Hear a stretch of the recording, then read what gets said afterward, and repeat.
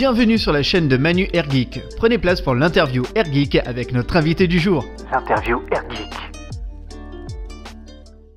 Bonjour à toutes et à tous les amis, c'est Manu Airgeek et on se retrouve pour une toute nouvelle interview en compagnie d'Olivia Lucioni. Bonjour à toi Olivia. Bonjour, merci de m'accueillir. Merci de même d'être ici présente. Comment vas-tu? Bon, écoute, je vais très bien, on pourrait aller beaucoup moins bien, mais on passe une très belle journée. Donc, parce qu'on est dans un endroit assez particulier. Ah oui, très particulier, oui. Dans une ville fantastique et magnifique. Qui est donc Arras à l'occasion de la Mangaras qui se déroule le week-end du 10 et 11 mai 2025. Exactement, et on est très bien accueillis d'ailleurs. Oui, bah la preuve, on est là, on peut faire quand même plein de choses, on est libre. Voilà, une bonne convention assez conviviale. Donc Olivia est donc comédienne de doublage et comédienne. Peux-tu nous expliquer ton parcours? Oh là, mon parcours. Je suis ce qu'on appelle une enfant de la balle. C'est-à-dire que je suis née dedans comme Obélix. Mon papa était également comédien et directeur artistique dans le doublage. Et j'ai fait comme mon papa, on va dire. Donc j'ai commencé enfant et j'ai réussi à ouvrir la porte. Et puis visiblement, bon, on me l'a pas refermée sur la tronche parce que je suis encore là. Donc c'est que ça doit bien se passer. Donc tu as commencé par le théâtre étant enfant? Pas du tout. J'ai commencé par le doublage étant enfant. Ah non, oui, là, ça change de tous les profils que j'ai eu. Là, c'est vraiment le doublage direct. Non, j'ai dépanné mon père quand j'étais petite en doublage, vraiment enfant. Je devais avoir 6 ans, je crois. Et après, j'ai voulu continuer et j'ai pris des cours de théâtre et j'ai joué au théâtre et j'ai tourné. Mais j'ai toujours aimé le doublage, j'ai toujours adoré ça. J'ai trouvé ça ultra ludique et on me donne des rôles en doublage qu'on me donnerait pas à l'écran. Donc, j'en profite. La preuve, tu cartonnes puisque Olivia, c'est quand même la voix française d'Ahsoka Tano. Donc quand même qui remonte parce que Ahsoka on la voit dans Star Wars The Clone Wars qui date d'il y a plus de 10 ans et là on la retrouve avec la série Ahsoka du même nom et qu'on retrouvera sans doute prochainement au cinéma l'an prochain dans Mandalorian et Grogu parce que ce qui paraît Ahsoka devrait faire son retour dedans. Là peut-être j'ai ouï dire. C'est ce que disent les fans et c'est ce que disent les associations Star Wars. Donc j'espère. Voilà, donc un retour et dans les deux cas, il y a la saison 2 apparemment qui est prévue. De toute façon, je crois qu'ils sont en train de la tourner. Rosario Dawson a fait des annonces là-dessus. Donc ouais, c'est bien, il y a du taf.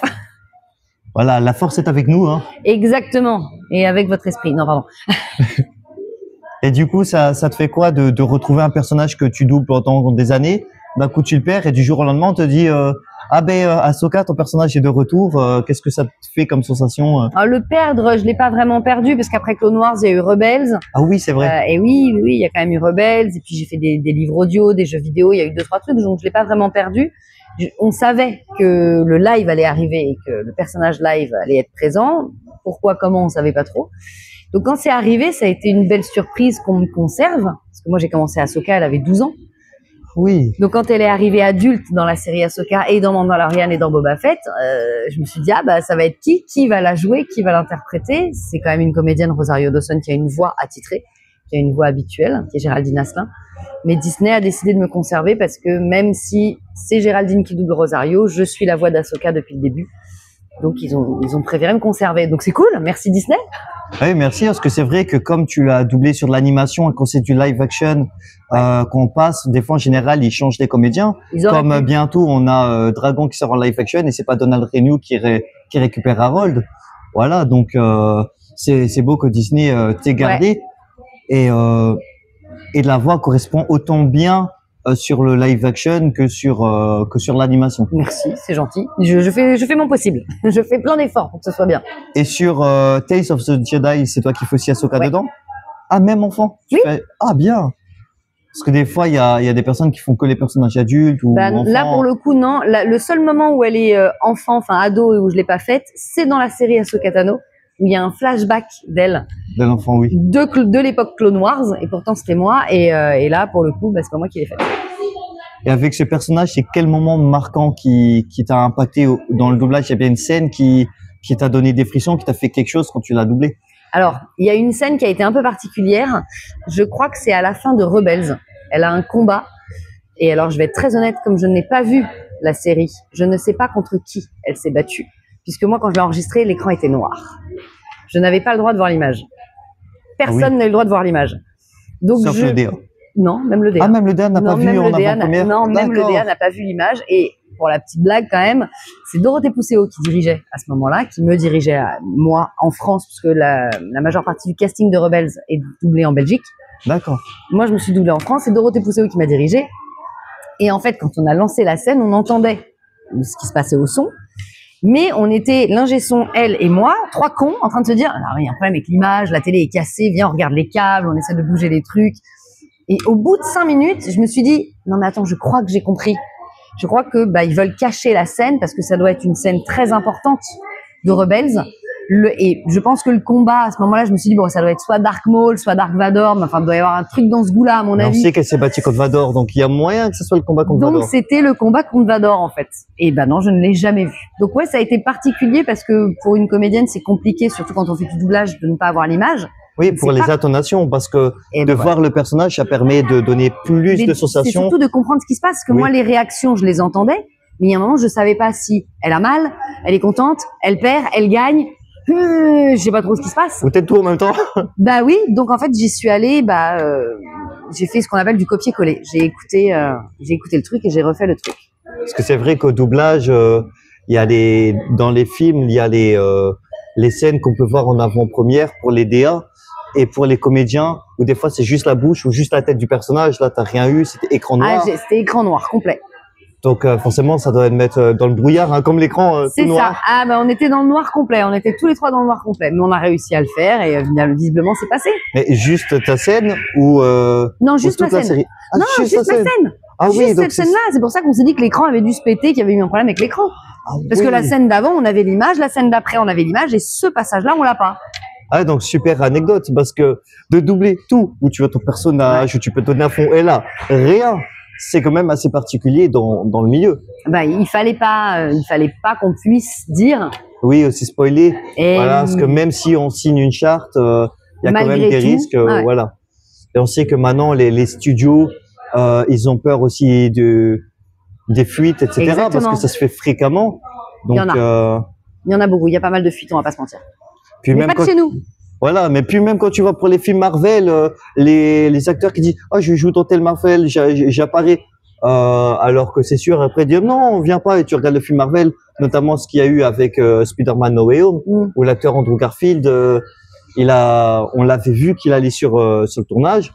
On dit « Non, mon personnage n'est pas dedans », même pour Tobey Maguire, Spider-Man No Way Home, tous les anciens Spider-Man étaient dedans. Et oui. Donc les fuites se font beaucoup, on remarque, c'est beaucoup chez Marvel, là, ça fuite beaucoup. La fuite, elle vient souvent généralement de chez eux en fait. Ça vient directement du montage, directement du tournage. Ça vient pas de chez nous, ça vient pas du doublage les fuites la plupart du temps. Oui, c'est plus sur tout ce qui est acting, etc. C'est ça. Que le doublage, on va dire, est assez discret parce que même le jour J, on sait pas forcément quel comédien de doublage, on sait par exemple sur la voix française, qui va doubler. Des fois, il faut attendre 2-3 jours après la sortie de l'œuvre, notamment pour ce qui est des fois sur Netflix, en tout cas sur Wikipédia, etc., pour le savoir d'avant. Sinon, faut, comme je fais de temps en temps sur les séries Netflix, de voir notre distribution et voir qui. Et déjà même nous, quand on vient enregistrer, sauf si c'est une série récurrente, on ne sait pas ce qu'on vient faire. Donc, on risque pas de balancer. Quand j'arrive en plateau le matin, je suis convoquée par quelqu'un, sauf série que je suis, je ne sais pas ce que je viens faire, qui je viens doubler, quelle est la série, quel est le produit, quel est le film, j'en sais rien. Surtout que des fois, en fait, vous doublez des scènes qui sont pas forcément dans le bon ordre. Ah bah non, c'est complètement. C'est-à-dire, vous pouvez faire l'épisode 1, l'épisode 50, l'épisode 3, justement, pour éviter, justement, non, pas ça. Non, c'est une histoire de plan de travail. C'est aussi simple que ça. C'est le directeur artistique qui fait son plan de travail et qui organise sa journée au plus simple pour tout le monde. Ah, j'ai toujours cru que c'était pour justement éviter les spoils, d'éviter de trop comprendre. C'est une question d'organisation. C'est aussi bête que ça. Et vous avez fait quoi comme série connue? Parce que c'est vrai, comme je l'ai dit hors caméra, je ne connais pas tant que ça. En comédienne ou en directrice artistique? Les deux. Donc vous êtes aussi DA, je suppose, du coup, vu la question. Je suis aussi DA. En comédienne, les choses... je pourrais pas dire les trucs les plus connus, j'en sais rien. Je vais vous dire ce qu'on me demande quand je vais en convention. Généralement, on me demande bien évidemment Ahsoka de Star Wars. On me demande l'État Lestrange des Animaux Fantastiques. Ah, c'est vous l'État Lestrange? On me demande Emory de The 100, on me demande Rebelle des Super Nanas, on me demande Jade West de Victorious, on me demande Fallon Carrington de Dynasty, on me demande Anna Bates de Downton Abbey. Là c'était Free Guy aussi, on m'a demandé le film, donc Jodie Comer dans Free Guy. Voilà à peu près ce qu'on me demande.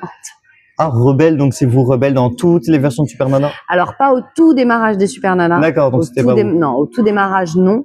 J'ai récupéré Rebelle il y a une quinzaine d'années, vingtaine d'années à peu près, quand ils ont commencé à faire les Super Nana Zeta, et qu'après ils ont refait les anciens, après, enfin, ils ont suivi, ils ont recommencé, continué la série. Un reboot? Non, pas un reboot, ils ont continué le dessin animé.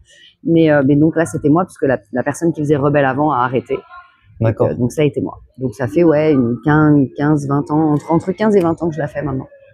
Et quelle est votre impression sur le personnage? Parce que Rebelle, pour le coup, est assez rebelle. C'est complètement barré. En fait, Rebelle, le truc, c'est que quand je suis venue passer les essais, j'ai trouvé ça super sympa. Et puis, on m'invente une voix, on me dit, essaye de coller un petit peu à ce qui était fait avant, parce que ça plaît bien.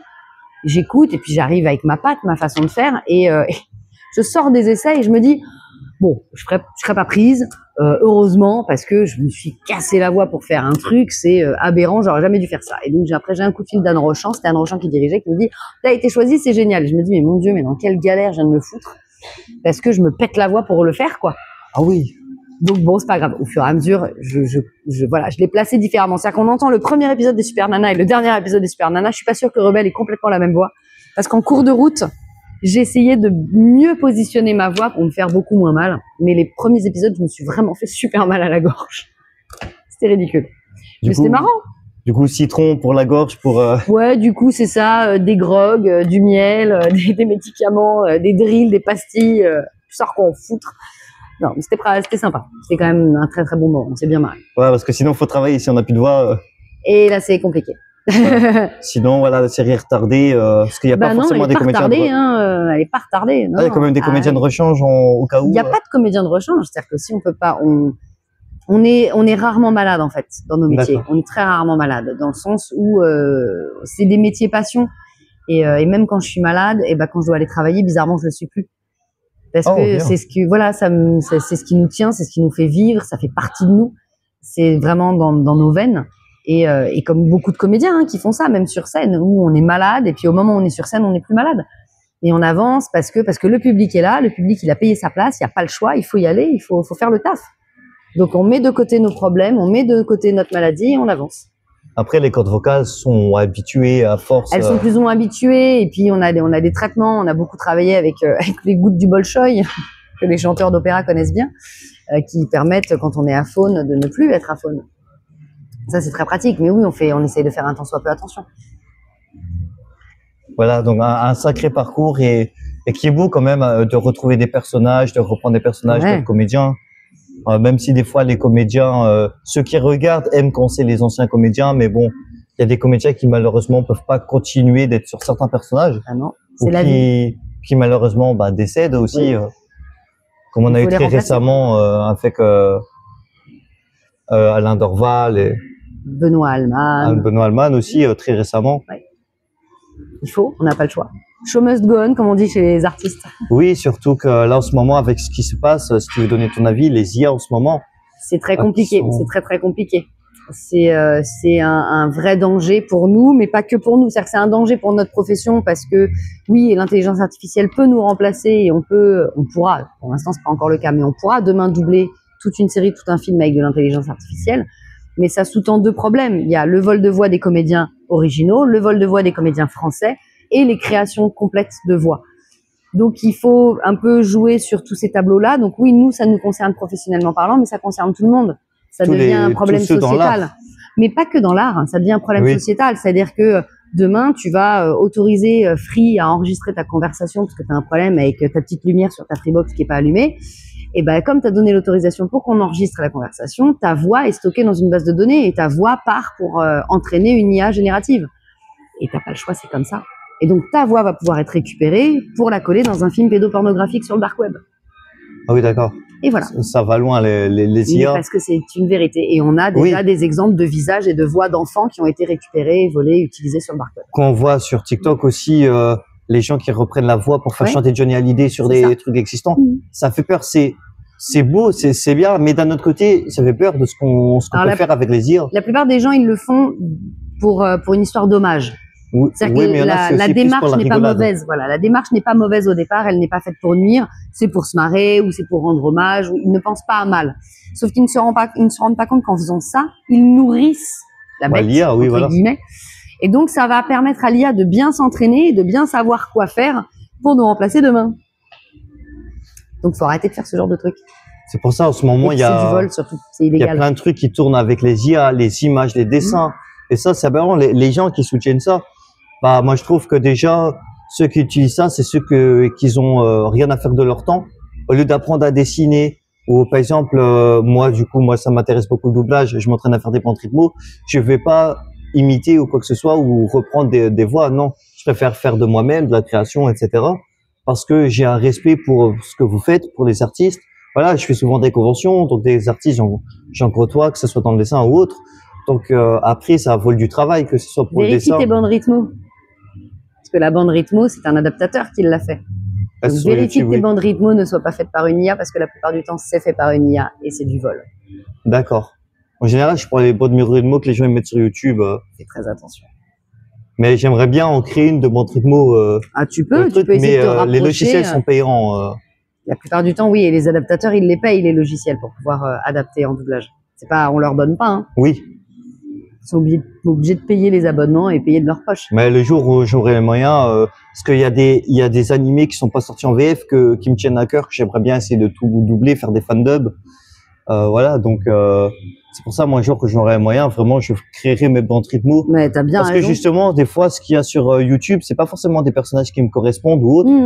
Donc c'est pour ça que j'ai pour projet de faire, et peut-être que si ma voix passe, que ça donne envie, peut-être que des agences comme Crunchyroll ou autres vont dire ah ben ça passe bien, on va essayer de négocier pour que l'animé en Jap soit en VF. Ah bah oui, pourquoi pas. Des fois ça peut redonner envie de dire ah il y a des gens comme depuis des années Hazbin Hotel qui cartonne, c'était beaucoup de fans de fandub. Exactement. Même par les Anglais, ça a été beaucoup des fandubs. C'était loin.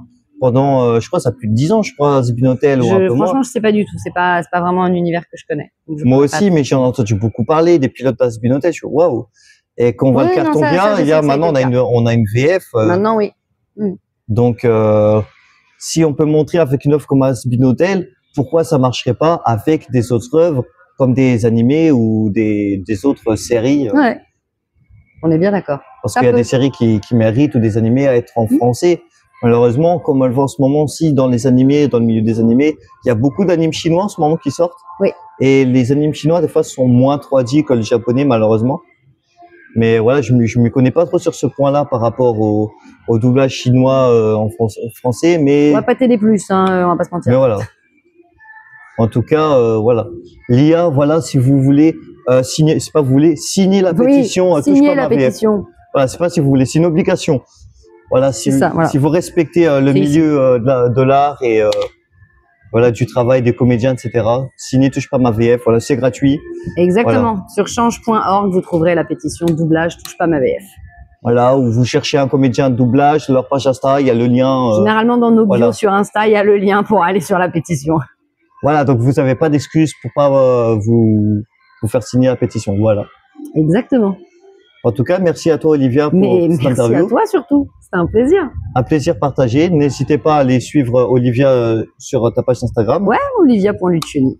Voilà, si vous voulez discuter avec ou en convention, la rencontrer comme là. Voilà, pour en apprendre plus sur son métier. Voilà, n'hésitez pas. Sur ce, c'était Manu Geek. La bise à tous. Salut!